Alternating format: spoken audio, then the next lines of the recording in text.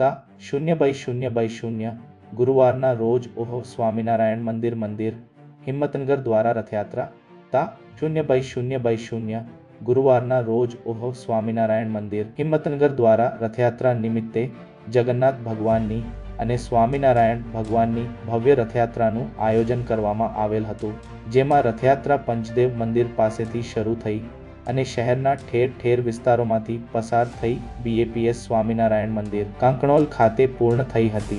આ રથયાત્રાના ઉદ્ઘાટન નિમિત્તે કોઠારી સ્વામી પૂજ્ય મંગલપુરુષ સ્વામી હિંમતનગરના ધારાસભ્ય શ્રી વી.ડી. ઝાલા સાહેબ, હિંમતનગર નગરપાલિકાના પ્રમુખ અરુણાબેન કડિયા, ઉપપ્રમુખ ગોપાલસિંહ રાઠોડ, કારોબારી સમિતિ chairman Rahulbhai Patel, chief officer Upendrabhai Gadhvi, Sandeepbhai Patel DY, DPO Sabarkantha, Kankanol ગ્રામ પંચાયતના સરપંચ બિરેનભાઈ પટેલ તેમજ શહેરના અનેક અગ્રણીઓ અને મહાનુભાવો પણ પધાર્યા હતા.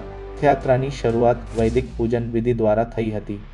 આ રથયાત્રાના વિશેષ કલ્પેશકુમાર નારાયણભાઈ પંચાલ, નીટ 24 ન્યૂઝ, હિંમતનગર. પૂરા સમાચાર જોવા માટે નીટ 24 ન્યૂઝને સબસ્ક્રાઇબ કરો.